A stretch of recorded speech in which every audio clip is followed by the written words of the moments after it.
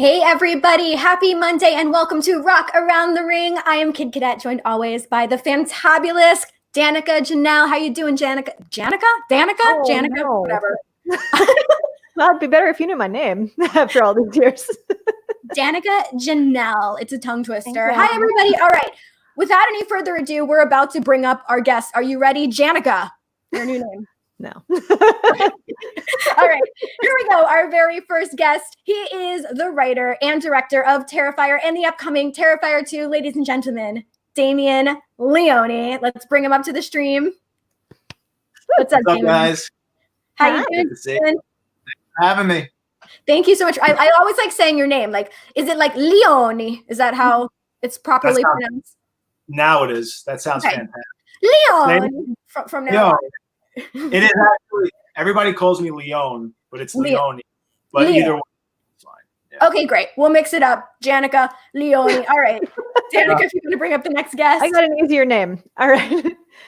Our next guest is ring announcer, host, interviewer extraordinaire. It is Mike Rome.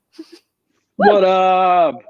I want to be Ramone or something. I need something now. We can do it. Ramone? Yeah, absolutely. Ramone, Leone. All right. Ramone. This is so incredible. Thank you guys so much for both joining us here. And before we even got started, Mike, you were already professing your love for Art the Clown. Do you want to tell us a little bit about the first time that you discovered Terrifier?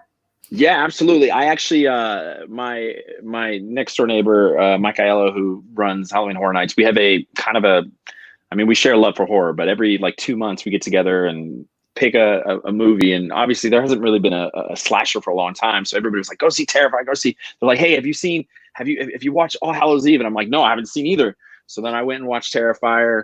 And then I was like, oh my God, this dude's amazing. And then had to backtrack and go watch everything else to see where he started. Cause I love a villain that is just a villain. He's just doing it. And you're like, why? And there's no just there. I love that. It's great, man. Loved it. Damien, you did a phenomenal job, man. Art is seriously one of my favorite characters right now. Definitely. And Damien Leone, congratulations on the success of the first Terrifier, which is actually on Netflix, which means we can go and watch it whenever we want to, which is pretty epic. Is he lagging a little bit? Can you hear us, Damien? Whatever you want. That's it. Oh, thank you so much. I get you. Am I good? I think so. We good? Yeah, okay. So let's kind of just start from the beginning. Danica, did you want to ask the first question? Sure, because you're both interested in horror in different ways. We want to start off with kind of different questions for either of you. So, Damien, what would you say draws you to the horror genre in terms of both filmmaking and special effects? Ooh, that's a good question. I say this all the time, but I mean, there's really two people that I have to thank for where I am right now. It's my mother, first and foremost, because she named me after The Omen. She's a huge horror fan. So she literally went out of her way to find out, was obsessed with that movie, obsessed with the name, she had to know how it was spelled. So she'd go to the video store and rent it. It had to be spelled with an E because you could spell Damien with like 3 different vowels. And then later on in life, when it went to actual filmmaking and special effects, it was Tom Savini, who I'm sure you guys know about. It's like the master of splatter effects. So really, that was it. I've been watching horror movies since I'm 3 years old. All kinds of movies, actually. My mother would let me just watch anything, like all rated R movies, especially like Rambo, Commando, all kinds of great action movies. She took me to see RoboCop and Lost Boys in the movie theaters when I was like 3. Like really cool. So yeah, so it's been there my whole life. Horror's been there, and I'm obsessed with it. So it's like you can only take so much in, and now it's just like I want to kind of give back and take all that stuff I've been, putting in, mix it up in a blender, and just put it back out, and hopefully people like what's up there. Awesome. So then, I guess for you, then the question is, as a fan, and then having also been an actor in horror style things, because I don't know if everybody knows about your past with Universal. So. So as a fan of horror genres and then as an actor, what draws you to horror? I think it was one of those things, like when I was growing up, I was actually, I think every kid hits that point where they're terrified of stuff. Like you hear the noises. Like I remember being just super young and laying in bed and hearing down the hall, like dun, dun, dun, dun, dun, dun, dun, dun, dun, dun, dun, dun. And I'm like sitting in bed, like, what is that? And then, you could hear Child's Play in the background. Like I remember hearing all those movies and building up this irrational terror for them before I'd ever seen them. And I remember waiting until my parents left and I stumbled in there and I grabbed the VHS. I'm like watching these and I just couldn't stop. And even though I was terrified, I loved the rush. I loved watching it. And there was something, it's so weird. Just like there's a connection between you and those characters, even if they're evil or bad, or whether you relate to the main bad guy or the person that they're after, or maybe the good guy is the person whatever. There's always something for you in there. And there's a journey in that. And I love it. And that's why I love going to Halloween events and all that stuff. I just love watching people get scared. It's my favorite. Awesome. Yeah, and I think it's really fun to be scared. I think, Damien, when I met you, I said to you that the first time I watched Terrifier, I think I was 32 at the time, I slept with my lights on. And this is like no lie, my husband will attest to this. Because like there was something like, I felt like Art the Clown could have just been hanging out like in my closet or just say that. You know what I mean? It's just like there's something so menacing about Art that he just stays with you. Mm-hmm. So thank you for the sleepless nights based on Art the Clown. Really, really appreciate that. My pleasure. That's our goal, our mission in life right now. Just keep you awakened. So for the both of you, is there a film that you can recall growing up that made you essentially sleep with the lights on? Damien. Yeah, definitely. So I was able to appreciate and I want to say conquer horror movies at a very young age. Like I always remember just loving and idolizing the slashers. They were like my superheroes. So I wasn't really afraid of them, but I was terrified of The Exorcist. Like that was a big deal. Like when that was coming on TV and my mother was watching that in her room, like I knew, this was a different kind of thing going on in there. And that movie still to this day sticks with me and freaks me out. And it's a masterpiece, that movie, on many levels, but I still think it's a terrifying movie. So yeah, I would say The Exorcist. I'd say I'm the same way. Like I remember watching slashers for the first time and like Halloween, and I'm like, oh dude, he's awesome. Like Michael Myers, he just keeps, and then Jason, he just keeps getting up and keeps coming and just keeps going. And you're like, what's driving them? For me, it was movies like Jaws. Like Jaws was one of those movies that terrified me to no end, just because you're like, oh my God, I could go in the ocean and there could be a shark there. Oh my God, that's crazy. But I could watch Halloween and a guy in a mask with a knife. And I'm like, oh, high five, man. Let's go. Mike, we just became best friends, dude. Jaws is my favorite movie of all time. All time. Bro, every 4th of July, it's my movie. Oh, dude. I can make an argument. I'll argue anybody that's the greatest movie ever made across the board. Acting, writing, score, everything. Pop culture, references, lines, everything. Hero's journey. Because back then, like everything was practical effects. Like everything was practical. There was no like CGI. So you've got this shark in the water, and you're doing all these. It's just great, man. You can't beat that stuff. I still watch it like to this. I've seen it countless times, but I will continuously go on YouTube and just watch my favorite scenes. And I just sit there like I'm watching it for the first time. Man. I've seen Quint eaten 1,000 times. I watch it every time. Like that shark, and I think I'll fight for the shark till the day I die. I think the shark looks amazing. Bruce. But I'm sorry, go ahead. No, I was going to ask Damien if you ever had the chance to go on the Jaws ride at Universal Studios. I did. Back in '98. Oh, yeah. I got to. Wow. Yeah, that was cool. And the King Kong ride. Oh, yeah. Yeah. They're all gone, right? I haven't been there since. Yeah. It's very different now. I mean, like once they started getting rid of those rides and Back to the Future, I mean, I appreciate Harry Potter. I'm not here to bash it, but it was being able to essentially ride the movies that we grew up watching. And it just, Yeah. You can still see Bruce on the back lot in Universal Hollywood. He's still there. Once everything opens up, we'll have to go visit Bruce in Hollywood. So There you go. Yep. So, Damon, how did you get started in film as an overall medium? Like, did you start with the special effects aspect of it or the writing part of it? How did you get started? It was definitely special effects. So I was obsessed with that first, and I bought my first like starter makeup because, again, I was obsessed with Tom Savini. So I went to a horror convention when I was like 12 to meet him, and that was mind blowing. I've never been more starstruck in my life meeting that guy.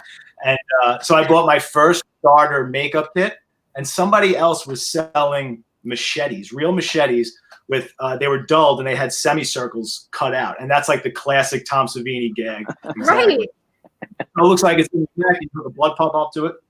So I got all this stuff, and I went home, and I was just experimenting with liquid latex and the machete and getting my friends and doing all that. So I was practicing effects, but a lot of these effects only work as a film illusion. So the natural progression is to start filming them and cutting them and see how these tricks work. So it all started with the effects, and then I got really serious about filmmaking as a whole. And when I got out of high school, I didn't really go to film school, but I took a film class, like an aesthetics of directing class. And it wasn't really for me because they weren't teaching me about things that I really cared about. It was all like foreign movies, nothing that inspired me to become a filmmaker. But regardless, the short film we had to make in that class, I packed it out with blood and special effects, and it was like a knife fight, and it was blood spraying everywhere. I left an impression on my teacher, and he went to go shoot his first film a year later, and he called me up, and he was like, hey, he's like, I remember your short. Do you still do those special effects and everything? I could use some blood. Nice. So I was like, yeah. Well, I mean, like, so that got my foot in the door a little bit with doing special effects on other people's projects. But yeah, I always wanted to make my own films, essentially. Do you have an ideal what's the word, Danica? Like an ideal way to create blood, like special effects blood?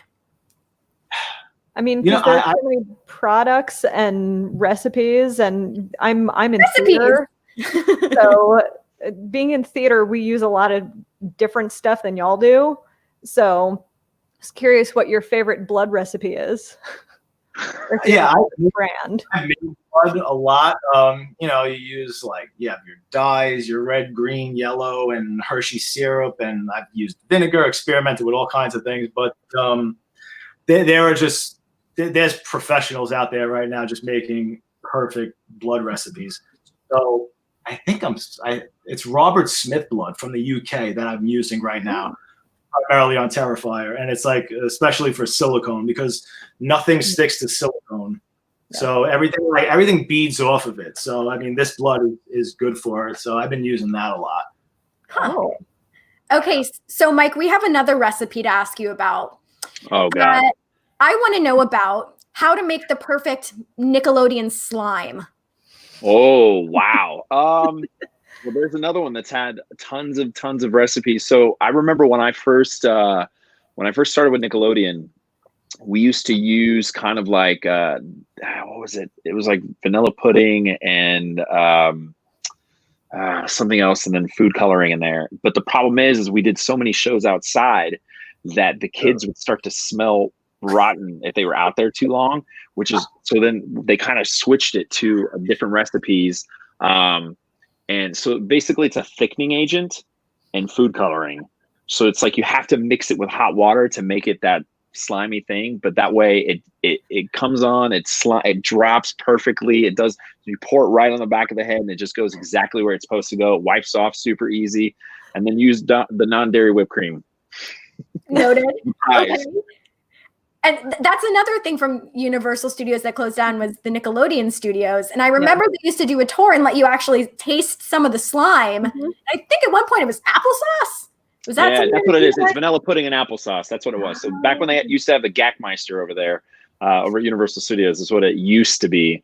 And then you could just change the flavor. So you can do chocolate pudding or vanilla pudding or whatever kind it was that altered the butterscotch. That way it altered the flavor of it. But once they switched to the thickening agents, it got a little more complicated to change the flavoring because it's basically the same stuff. If you go to McDonald's and you ask for one of those milkshakes, they're not thick normally. They actually put a thickening agent in it to like make it do that. It's the same kind of stuff. My life is a lie. Sorry. That's what I'm here for. Ruining Just things lie. one interview at a time. Okay. Well, Mike, how did you actually land your job at Universal Studios playing Jack the Clown? Oof. Man. So that was an audition process. So I'd worked for Universal Studios for I don't know, probably like 6-7 years. Done like Shaggy and did the voice of Optimus Prime and did the Grinch and hosted stuff and did Beetlejuice over there. And was doing, basically all the stuff that I loved as a child. And then they had this audition for this, basically Halloween Horror Nights every year has an icon, or they used to. And Jack the Clown was their big icon that I think was the most successful. And the last time he had been seen was when he had Freddy and Jason and all those guys. They had this carnival. So they were going to do this Carnival of Carnage, and they did this literally like 3-part audition where we had to come in and just interact with these other characters and basically murder somebody and like do it for show. Not like, like fake that you're going to murder somebody, and do it for show and then have this. So not for real? Okay. Yeah, no, not for real. Okay. No people were hurt in that audition. And just, did this. And then we'd had like a 4-month rehearsal process for that show. Like we would rehearse from, I think like 12 o'clock at night until 5 o'clock in the morning until the park reopened. So nobody would know about it. Nobody could see the show. Nobody could see our effects that we were doing. Nobody could see the kills and stuff. It was a crazy process, but yeah, I just auditioned and ended up getting it. That's so cool. Super iconic. Well, since we're talking, yes, go ahead, Danica. Yeah. Speaking of clowns, I think we should move into clown territory here. So, now first, because we're talking Jack first. So, Mike, did you have any inspirations that you pulled from when you were trying to produce Jack? Yeah, honestly, so there was a guy that he actually created the character before, and Jack is very much like, kind of like, if you're going to he'd be like Art and Beetlejuice, like if you were to mix the two. So he's more vocal. He's more of like a puppet master. And originally when Jack was there, his character was more primal. Like he was very like he was in somebody else's shoes. So like he killed the guy who ran the carnival, and he was trying to step into his place. But then when they brought him back for 25, his character was very much in charge, and now he was letting other people do his bidding, and he was very just kind of, in control. So it was just kind of a character change for him. So I had to take what the person had created before and then add different things into it to make him more commanding and, more in charge.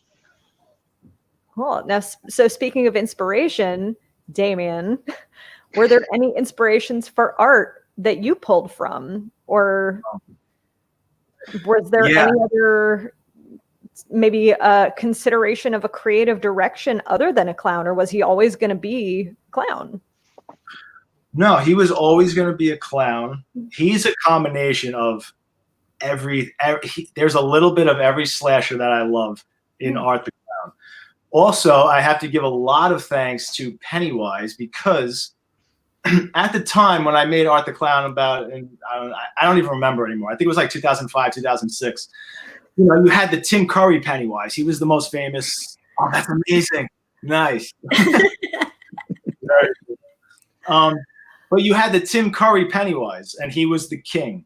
So I was like, if I'm going to do a clown, it has to be the exact opposite of Pennywise. There's no point. So if you go like tit for tat back and forth, there really couldn't be any more different. Like one speaks, one doesn't. One's full of color, one's black and white, one's bald, one has hair, one uses weapons, one doesn't, So like down the line. So I had to give a lot of thanks to Pennywise just for leading me into that complete opposite direction. The slashers that I always gravitated towards were the silent ones, because I mean, although I love Freddy so much and I appreciate, everything about that character, but like Jason and Michael Myers, there's something so much more menacing when you like take away the communication. There's something that makes it more inhuman, where you just can't possibly reason with a person at all. So, and plus I'm a very, you wouldn't believe it right now because I'm a little drunk, but I'm a very quiet, I'm very internal. So it's a lot easier for me to just not have to worry about creating dialogue for this character. Let's put it that way. So yeah, but there are a lot of there's a lot of inspiration for Art the Clown. A lot of he's a love letter to everything that I grew up loving in the slasher genres. I love that you went an opposite direction for it though, because like I am a big clown guy. Like I love clowns. Like I loved It. I loved Pennywise, and I loved old Pennywise and new Pennywise for different reasons. But the thing is when you're in the horror genre, if you do anything, they're gonna be like, oh, it's like this. Oh, it's this. Oh, it's this. It's whatever. And it's cool. Part of the reason why I loved Art so much is because when I watched him. I wasn't watching him going, oh, I'm watching It, or oh, I'm watching this, or oh, I'm over here, or oh, it's Killer Clown, whatever. Like I was like, oh, I'm watching Art. This is what I'm watching here, and there's no rhyme or reason. He's there, he's doing his thing, and you're trying to justify things the entire time, and he's on the screen, and you're like, what is going on with this guy? He's just unsettling enough to where you're just like, oh, and then it all just goes downhill from there, and I love that. Man, I appreciate that. I mean, that's like one of the things I try to keep him, especially in part 2, as unpredictable as possible the whole way through, because it's just so unnerving. And like when we made the first one, you know, having him take out the main character at like the 45-minute mark, like that really, really pissed off a lot of people. And like, you know, and I love that character. Like I love the Tara character. That's like one of my biggest regrets at the same time, was killing off that character, because I liked her so much, and we probably could have taken her further. I know we could. But Terrifier 1 was really all about just setting up Art the Clown and who he is, and just letting the audience know that nobody, no matter what, is safe around this character. And that's the way he has to remain throughout. I mean, however many we wind up making. So it's funny. See, you had my house divided, because I was happy. Like when she died, I was like, I liked her as a main character. I always loved the main characters. But when she died, you're just like, what is happening? And my girlfriend was like, I'm done. They killed her off, because she was rooting for her the whole time. Like that was her. She's like, oh, she's gonna make it. She's gonna make it. She's gonna make it. And as soon as you find out she's dead, and the sister comes and all this stuff, she's like, I can't. She was so angry. Then I was like, I had to remind her. I'm like, think back. Even okay, Jason. Like if you go back to the Friday the 13th, right? Even though the one girl survives, she dies in the spoiler alerts, guys. Sorry, she dies in the very next film, like right in the beginning. Like they never make it. They never make it. Even when they do, they rip it away from you. Like they even killed like Nancy is like the best. They kill off everybody. They killed off Nancy in part 3. They killed off Jamie Lee Curtis, and then they brought her back. Yeah, she's back. She's dead. It's fine. But yeah, when I first showed a rough cut of Terrifier, it was like a legit rough cut. Like there were things that are in the movie now that weren't even in that cut. But showing it to an audience, when that scene came up, when Tara was beating Art with the 2x4, like the audience, I've never experienced anything like this. Like the audience was going crazy cheering for her to beat Art. And then when he pulled out the gun and shot her in the leg, like there was this huge mix of like screams, such disappointment, but such shock and laughter. Like there were so many mixed emotions where I was like, wow, like I didn't expect that to happen. Because you don't expect him to pull out a gun like out of nowhere, like literally. And that's I started laughing, and I'm the worst, because like as soon as he pulled out the gun and shot her, I was like, bah! And my girlfriend's like, why is he using a gun? Why? Well, it's interesting. So Charlotte in the chat is saying that she loves how unpredictable Art is. And I totally agree. And I mean, I have to give so much credit, if it's okay with you, Damien, to David for playing the role that he did. And when I spoke with him at Spooky, he was talking about how some of his inspirations were like Charlie Chaplin. And it's so crazy how much he's able to emote through, the prosthetics and everything without saying a single line. And first of all, that just goes to show how he is the perfect actor for the role. And yeah, seriously, like that's my favorite thing about Art, is how unpredictable he is. Yeah, we knew Dave was the guy as soon as he came into the room and auditioned. Like I was there with Phil Falcone, he's like my best friend, my producer. But like we were there, and just in 2 seconds, Dave was doing his clown shtick. I think I just told him he had no sides, no idea what he was there for until he came into the room. And then I was like, yeah, you're playing this killer clown. You don't speak. I was like, pretend you're hacking somebody's head off but you're having a good time. I was like, give me, be gleeful about it. And he just went into this whole thing where he's like pouring salt on the head and tasting it and doing all this stuff. Before he even started, Art knows how to season. I love that. Yeah, he just had the physicality that I wanted for Art the Clown, just like tall, lanky, skinny, because it had like this alien weird kind of thing to it that I always wanted. So right there was great. And we just, we vibe. We have a great relationship on set, Dave and I. So like I always have a very clear idea of what I want Art the Clown to do. So I'll tell Dave exactly like what face to make and this and that and how to look and all that. But then I'll do like 3-5 different takes after that where I'm like, all right, Dave, go crazy and give me a bunch of interesting shit that I couldn't think of. And he gives me great stuff. And there's a lot of times where I'm like, I would have never thought of that, or that's really quirky. Let's try that. Let's use that. So it's great. I mean, we're discovering the character together as we go along. So can you tell us maybe about some other discoveries of Art in the upcoming Terrifier 2 and maybe about some of the new castmates for Terrifier 2? Cool. All right. Let me be careful here. Okay. All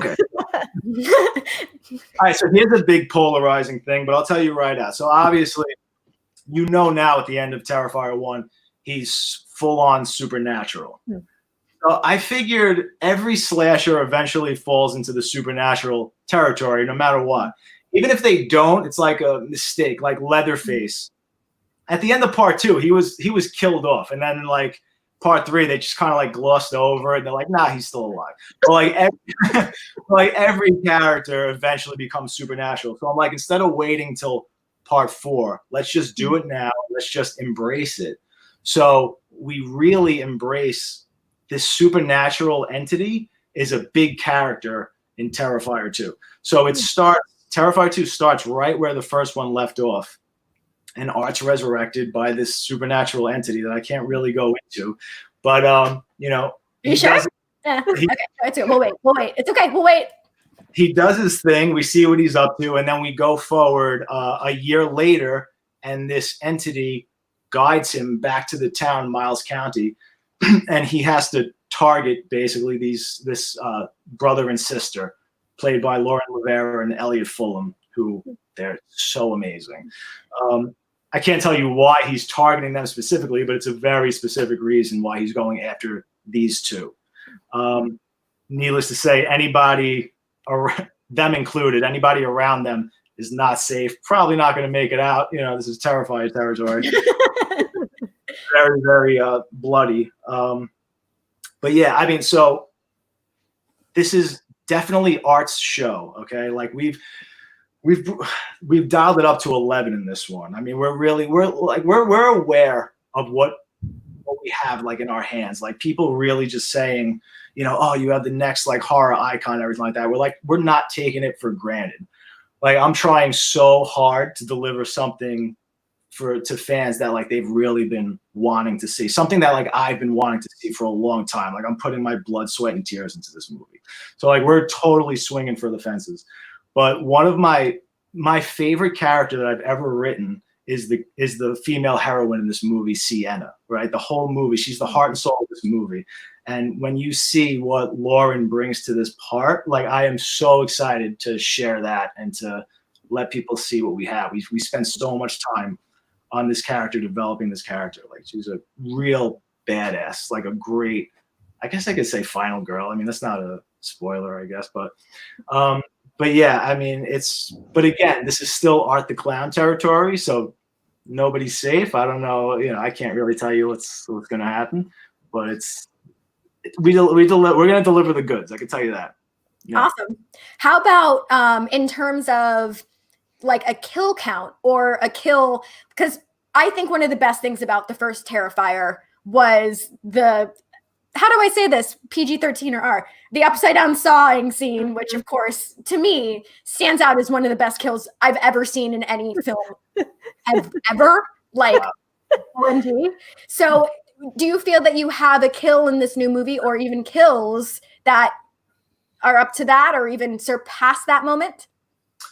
Yes. So we're well aware that that's the kill to top. So there's two major kills, but one of them we're really going all out and trying to top it big time. I mean, it's good. It might be more brutal. The problem is the hacksaw scene is just like something you really haven't seen before. So it's just like the context of the scene is just like the whole idea of it is so new and so cool. So we can easily show things that are more graphic, but just the idea of that scene is hard to top. But we might. So I don't know. Having said that, the body count is, I think, tripled in this one. Way to go, Art.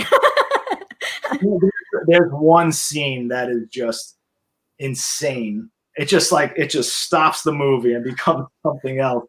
And it's like 8 minutes of just insanity. And so, yeah, I'm excited for people. A lot of blood from the UK being brought in. A lot of blood. Do we get any do we get any information on Art, like where he comes from? Maybe any of his pasts? Mike, you're doing a good job. Yeah. So, yes, I mean, you do learn a bit more about Art's motivation. This is like a much more traditional narrative type movie. There's a lot more story going on in this one. Whereas the first one, you're just kind of, the characters are just thrust into this almost real-time situation. Yeah. This one is a way more traditional film that takes place over course of a couple of days. I mean, you really get to know the three central main characters in this film. So yeah, there's a lot more of a plot going on this time. However, I mean, I've said this, Dave has said this many times in interviews. We are hoping for a trilogy. So nice. Yeah, so we're giving you a lot of pieces of the puzzle, but not the whole thing in this one. So, awesome. Yeah, I'll take pieces. I like pieces. Right. Pieces for sure. Yeah. Is this trilogy also going to be like Back to the Future, where Art the Clown was going to go back to the Western times, fall in love? No, nothing like that. Okay. Kill her. I'm gonna wait till we finish the trilogy, and then I'm broke and close to living on the streets, and then we're gonna go to outer space and everything, just so I can. As you should. And Hey, I guess Jason X was solid. I love Jason X. So we only have about 20 more minutes since we got to get Mike to Monday Night Raw. I guess the final question before we get into this game is, Damien, obviously you have a horror icon, Felicia Rose. I hope I'm saying her name right, from Sleepaway Camp. What was it like getting to have her in Terrifier 2? That's iconic. Iconic. I love her so much. I met her at the festivals, like the whatchamacallits, the conventions that we always go to. She was just like the warmest, most welcoming person ever. Like, I just want to hang out with her all the time. So yeah, when she said she was willing to do it, it was just like the coolest thing ever. I mean, she was only on set for one day, but it was like, she just brought like such enthusiasm and love to the set. And we were all just loving everything she was bringing to it. It was so great. I mean, she's in a great part of the movie, so you're going to appreciate that as well. Awesome. Yeah. Okay. So we have a game that we kind of make for each week. That's for both of y'all.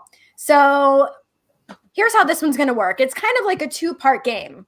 We're going to show you guys pictures, and both of you can have separate answers. There is no wrong answers. We just kind of want to see where your head's at. So this first game we're going to play is called Who Would You Rather Try to Survive? So if we can, let's bring up these pictures. And I know a couple of these people we have already asked. Do we have the pictures? Do we have the images? Okay. So Danica, take it away. All right. So for each of you, we want to see who you would rather try to survive. You have to test your chance of survival against one of these two. Would you choose to try to survive Jigsaw or Pinhead? Wow. Mike, you want to go first? Jigsaw? Yeah, I'm going Jigsaw. Because at least Jigsaw is human, and worst case scenario, I have to chop off a foot or a hand or something to survive. I'm willing to do it.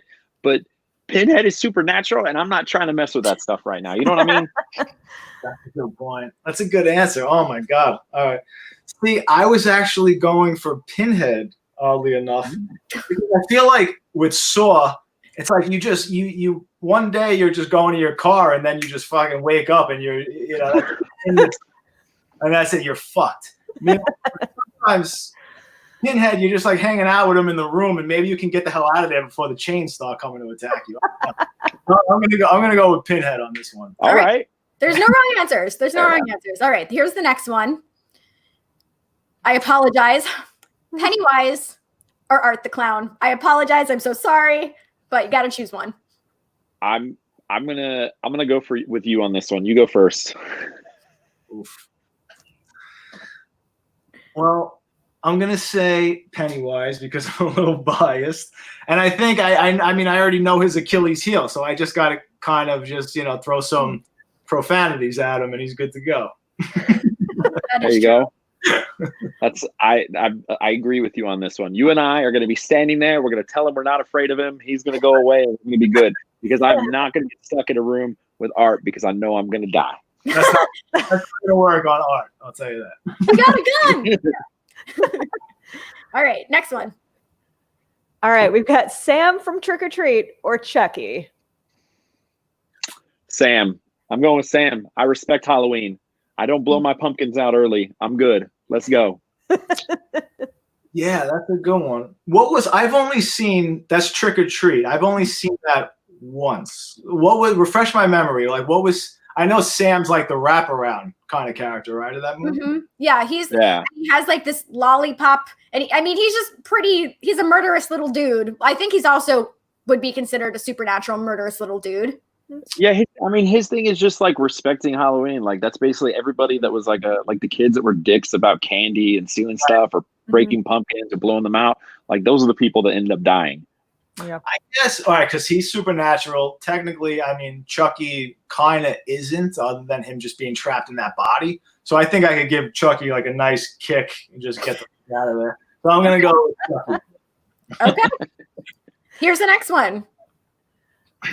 The Killer Clowns from Outer Space or the Insane Clown Posse?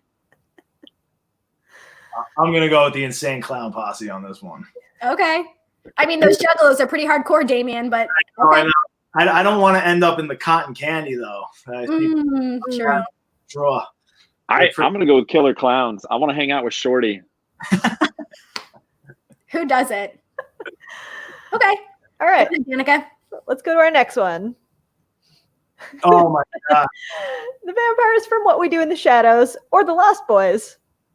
All right, so I said this. My mother took me to see The Lost Boys when I was 3 years old. That is on the same level as Jaws to me. So everything, anything, all time Lost Boys. They could kill me right now. I want to be one of them. Everything. There's nothing wrong with that movie on any level. It's my favorite. So Lost. Did we just become best friends? Hell yeah, we did, Mike. We're really good at this. This is what we do. We bring together. We bring together people. I agree. I agree with him. Can I say? All right. So I was 4. I think I had just turned because I think Lost Boys came out in March of '87. I'm born in January of '84, so I'm like 4 years old, I guess, when I saw the Lost Boys in the theaters. I remember it like it was yesterday in that theater. Like there was this anticipation in the entire crowd just waiting. Like back then, you had to fucking wait to see what they looked like as vampires. That was a big deal. Like when Kiefer Sutherland came out of the shadow and you saw what he looked like, the audience was like going crazy. That scene was astonishing to everybody. Like that movie was like a rock concert. People were just laughing and cheering and fucking screaming. It was unbelievable. I remember it till this day. Like when we left the theater, I was with my mother and my aunt, and we were leaving, and these like young girls, they had probably like 17, 18, were walking. And like, I was like so empowered by that movie. Like I literally lunged off of the curb and I hissed at them like a vampire. And they laughed. They thought it was the cutest thing ever. But like, that's like the impact that movie had on me. It was just, yeah. Dude, Charlotte just said it, but I was going to say also the soundtrack for this movie was phenomenal. Like this movie was like the quintessential like rock star vampire. Like this is the movie when I think back of like, cause you've got the Bela Lugosi, you've got all the like the original like Dracula, like but this was the first time like I really remember seeing like vampires kind of cool and trendy and in the times, and you're like, what? No, it could be anybody. Like, I think about how iconic that makeup is. Like that, you've never like that you see that makeup now, and that's like the standard vampire look. You didn't have that before then. That's how revolutionary this movie was. To say like Buffy the Vampire Slayer, everything is that forehead and everything with the cheekbones, and it's just like it's unbelievable. This movie is so astonishing. Oh my God. I'm going to watch it tonight. Now we have to watch it. Yeah, I actually have a Lost Boys wallet that I've had for years, and it's falling apart because it's made out of Velcro, and I refuse to get an adult person wallet. So, and also, Mike, maybe you can help me out with this. Gangrel from The Brood. I think he was actually inspired from the Lost Boys, right? Yeah, I believe so. Yeah, and even the whole Brood idea, I think, was all Lost Boys. And I think that's why the Brood's my favorite faction of all time, because they're vampires. Anyway, what were you going to say, Damien? And they're also like, they're still fucking cool and badass. Like, you don't look at them now and be like, oh, they're corny looking. Like, they're still fucking rad and like, they're still fucking. Do you look at that photo right there? You could drop that right now. Literally, you could drop this photo to promote a vampire movie. People are like, yo, I'm in. They're still sexy. And they're not sparkling. Everything about them is fucking amazing. I don't know how they did it. It's unbelievable. They also look like my favorite metal band. All right. So now we're going to switch up the game just a little bit. So this is just a game of would you rather. So here we go. This is would you rather hang out with Chop Top from Texas Chainsaw 2 or Otis Driftwood from the Devil's Rejects trilogy? Wow. That's a great Damn. That's a good question. Like, I can't come up with an answer that quickly. Let me think about that. First of all, I pretty much know Bill at this point. I mean, we're at these conventions together frequently. He is amazing. He's the nicest fucking guy. You know, just on nostalgia, I'm gonna go with Chop Top because I've just known that character so much longer in my life. But can't take anything away from Otis. He's a fucking badass. He's cool as hell. But I'm gonna go. Yeah. I'm going to go with Bill. I'm going to go with Otis for sure. Otis. Just for me, just because like, I think he's such a great character actor in this. And there's just so many great moments from those films. And I'm going with Otis. I would love to hang out with him. Bad choices. Well. All right. Next one. So this is a tough one. This is terrible. Terrible. I don't know how you would answer this, but would you rather get a special effects tutorial from Tom Savini or Rick Baker? That's terrible. I love them both so much, but obviously I got to go with Tom Savini. But I mean, I am almost equally as obsessed with Rick Baker as I am Tom Savini. You know, Rick Baker's he's on a different level than almost every other makeup artist. If you he has the first Academy Award for makeup. Yeah, for American Werewolf. American Werewolf. I mean, there's been like, I don't know what the word is like, but like complimentary or whatever. But like makeup artists have gotten awards, but that was the first time it was a category because of American Werewolf in London. They were like, all right, this is something else. We got to make this a regular thing now. So he really elevated the art to another level. I mean, you talk to any makeup artist, and Rick Baker is at the top of the round, of the Rushmore of makeup artists. There's no doubt. So, but Savini, my God. I love me some Savini. I've met him a couple times. He, for those who don't know, he did the WWE Zombies. He did all that stuff. He also, I don't know if it was him or one of the guys on his team actually did the mask for the Fiend in the WWE. So, like, they're always around. Like these guys are, every time we go to Pittsburgh, like we always see them. They're great. However, when I was a kid, watching that transformation sequence in American Werewolf was one of those moments that I vividly remember blew my mind. Like I just couldn't fathom how it's just such a genuine sequence. Like when you go back and watch it, even still to this day with the practical effects and everything they did, it was just such a good, it won the award for good reason because it's still to this day holds up. Like I got to go with Rick Baker on this. All right. Well, and before we go to the next one, we should mention that our guest for next week, because we're actually bringing back Corey Taylor, he had his mask made by Tom Savini for his new Slipknot mask, which is pretty awesome. I did know that. Yeah. Yeah. All right. Love Next me some one. Slipknot. Is this one me or you, Danica? Oof. That's you. Okay, so which mask would you rather wear for social distancing, which is very important right now? Michael Myers or Ghostface? Myers. Easy. I think that they just announced a new Scream that David Arquette is going to be in once again. Today, and they're trying to get Bruce Campbell. Yeah. Very cool. Which kind of hurts a little bit because it's like no Wes Craven. It's like you kind of only want him associated with it, but I'll be there. I'll check it out for sure. Ditto. You gotta go with Michael Myers. I mean, he's the king. He's arguably the king. You're not gonna get better than him, that's for sure. Right. And speaking of William Shatner, there you go. Yeah, I was gonna say Shatner mask. Shatner. How cool is that though? Like, who was sitting around and was like, how do we come up with this? Oh, look at this old Shatner mask. Let's use that. Like, how do you, like, just how you get to some of these decisions that lead to these iconic things that years down the road, you've got this mask that you're looking at and you would never guess that the origins of it came from that. It's some of the coolest stuff ever.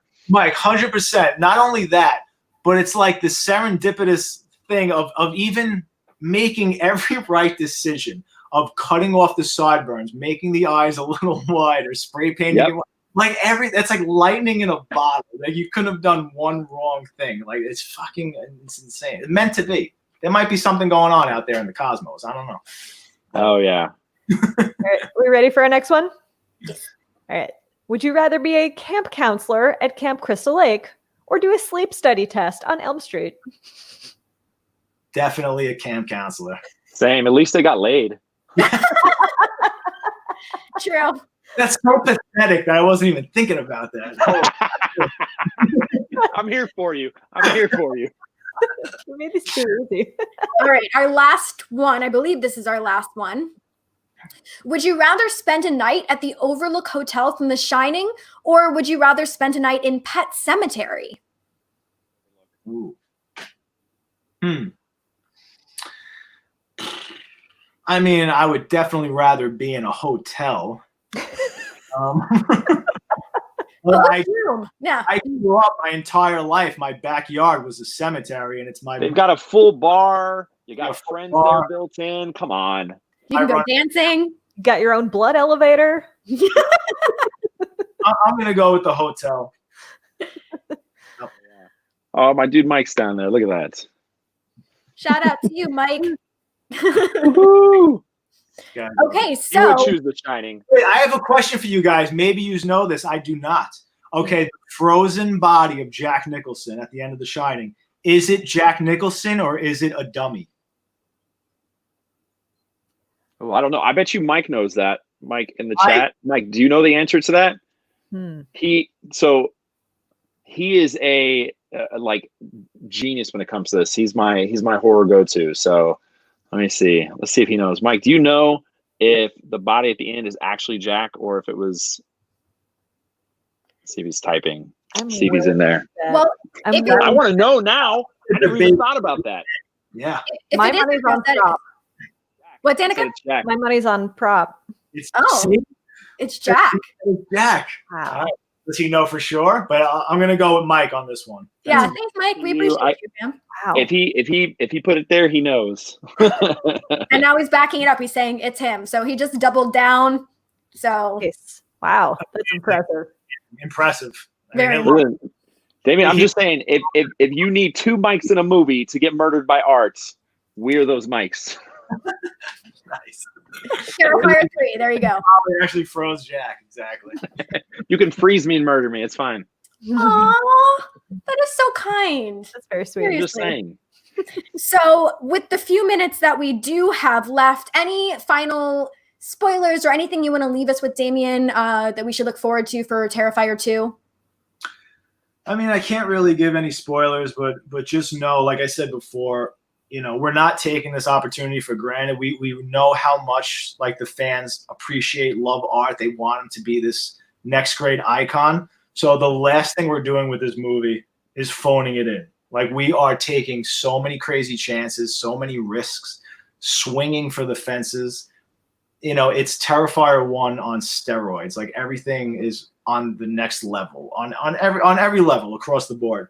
So I don't think you're going to be disappointed. That's for sure. There's plenty of twists and turns that you're not going to see coming. The really important thing is, and especially like a lot of people don't do this. I will read and look at every comment everywhere on every YouTube video, everything on my Instagram. I don't care, because even if it's negative, there's only two options. You're either being a troll or you're right. There's some validity to your negativity. So it's like something I could learn from and be better at with part 2. So we're really just trying to be better and just to have the movie as a whole be more pleasing. And especially we want to take everything that they loved in part 1, just make sure we still do that in part 2, but also explore a lot of different areas and elaborate and just bring it to a whole nother level that you're not expecting, just to keep it fresh and exciting.